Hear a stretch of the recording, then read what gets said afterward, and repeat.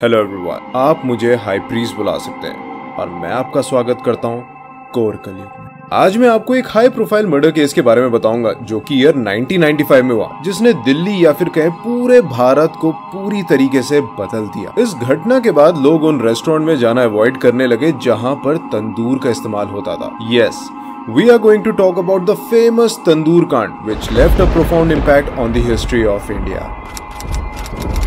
इस कहानी के चार मेन किरदार हैं: सुशील शर्मा, नैना साहनी, मतलूब करीम और केशव कुमार। सुशील का बॉर्न एक मिडिल क्लास फैमिली में हुआ था और उनके फादर बैंक में क्लर्क थे। सुशील काफी तेज तर्रार थे। नेटवर्किंग बनाना, किसके साथ दोस्ती रखनी और किसके साथ नहीं, ये सब उन्हें बखूबी आता था। पॉलिटिक्स के लिए काफी ज्यादा डेडिकेटेड थे, जिस कारण 1977 में वो स्टूडेंट यूनियन प्रेसिडेंट बने दिल्ली यूनिवर्सिटी, सत्यवती कॉलेज के, और बाद में दिल्ली यूथ कांग्रेस लीडर। और वहीं उनकी मुलाकात नैना साहनी से हुई। नैना साहनी भी सुशील की तरह एक मिडिल क्लास फैमिली से बिलोंग करती थी। उनके फादर ऑर्डिनेंस फैक्ट्री में स्टोर कीपर थे। She was also very interested in politics and therefore she joined Delhi youth Congress as a general secretary in 1989, where she met Matloob Karim and they fell in love. कुछ time के बाद दोनों का breakup हो जाता है due to different religion. Naina Karim को समझाती है कि उनकी फैमिली इस रिश्ते को कभी एक्सेप्ट नहीं करेगी, सो इट्स बेटर कि हम लोग अलग हो जाएं। उसके बाद नैना और सुशील एक दूसरे के करीब आने लगते हैं, फिर दोनों में प्यार होता है और 1993 में वो सीक्रेटली शादी कर लेते हैं दिल्ली बिरला मंदिर में। शादी के बाद वो दोनों गोल मार्केट एरिया में मंदिर मार्ग रोड पे सरकारी फ्लैट है, वहाँ पर रेंट में रहने लग जाते हैं। नैना चाहती थी कि इनका ये रिश्ता पब्लिकली सामने आ जाए, लेकिन सुशील इस बात से राजी नहीं होता और दोनों के बीच इस बात को लेके काफी झगड़ा होता। नैना अक्सर करीम को कॉल मिलाया करती थी उससे बातें करने के लिए, एंड अकॉर्डिंग टू करीम वो काफी रोया करती थी कि कैसे रोज सुशील शराब पी के आता है, उससे मारपीट करता है और उसको कमरे में भी लॉक कर देता है। अब सुशील काफी ज्यादा पोजेसिव भी था। उसको शक था कि नैना और करीम का अफेयर चल रहा है, तो इन सारी चीजों से तंग आके नैना डिसाइड करती है ऑस्ट्रेलिया मूव करने के लिए, और इसलिए वो करीम की मदद मांगती है। 2 जुलाई 1995 की शाम को सुशील जब अपने घर पहुंचता है तो वो देखता है नैना किसी से फोन पे बात कर रही है। अब उसे देख नैना फोन रख देती है, तो सुशील पूछता है कि वो किससे फोन पे बात कर रही थी, तो नैना कहती है कि रॉन्ग नंबर था, और ये बोल के वो किचन चले जाती है। सुशील लैंडलाइन फोन के पास जाता है, रीडायल बटन दबाता है और सामने से उसे एक आदमी की आवाज आती है। वो आवाज मतलूब करीम की होती है और सुशील उसकी आवाज को पहचान लेता है। उसकी आवाज सुनने के बाद सुशील फोन को रख देता है और नैना पे चिल्लाता है कि वो उसे धोखा दे रही है। दोनों के बीच हीटेड आर्गुमेंट होता है और सुशील गुस्से में आके अपनी लाइसेंस पिस्टल निकालता है और एक के बाद एक 3 गोलियां नैना की तरफ फायर करता है। 3 में से 2 बुलेट नैना को लग जाती है, एक उसके गले में और एक उसके सिर में, और नैना की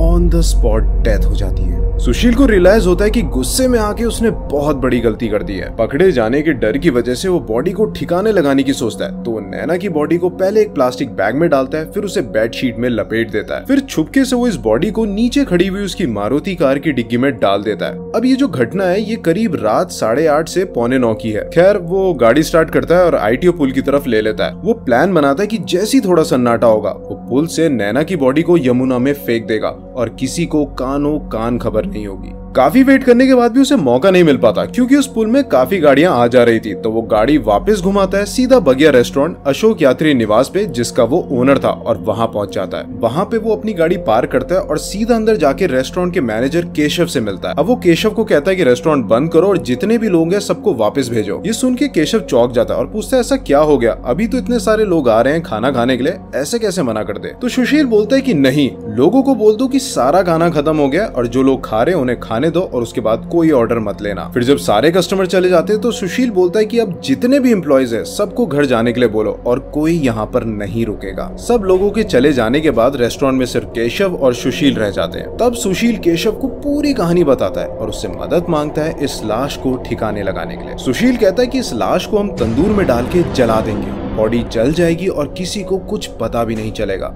केशव ऑब्वियसली सुनने के बाद काफी डर जाता है, घबरा रहा होता है मदद करने से, लेकिन वो सुशील का काफी पुराना दोस्त था और लॉयल था, तो आखिरी में वो मान जाता है। तो वो दोनों बॉडी को कार से बाहर निकालते हैं और कोशिश करते उसे तंदूर के अंदर डालने की, क्योंकि बॉडी तंदूर में फिट नहीं हो पाती, तो उसे अंदर जलाने के बजाय तंदूर के ऊपर जला देते हैं जैसे कि चिता जलती है। काफी कोशिश करने के बाद भी बॉडी ठीक से नहीं जल रही होती। तो वहीं कहीं यूथ कांग्रेस के बैनर होते हैं। सुशील बोलता है केशव को वो बैनर लाने को। सुशील वो सारे बैनर लेता है और उसे भट्टी में डाल देता है। आग तेज तो हो जाती है लेकिन बॉडी को जलाने के लिए काफी नहीं होती। वहीं बगल में एक बर्तन पड़ा होता है बटर से भरा हुआ, तो उस बर्तन को उठाता है और बटर को उस बॉडी पे डालना शुरू करता है। अब बटर के कारण आग की लपटें तेज हो जाती है, तो सुशील को लगता है कि यही सही तरीका है और इससे बॉडी जल जाएगी।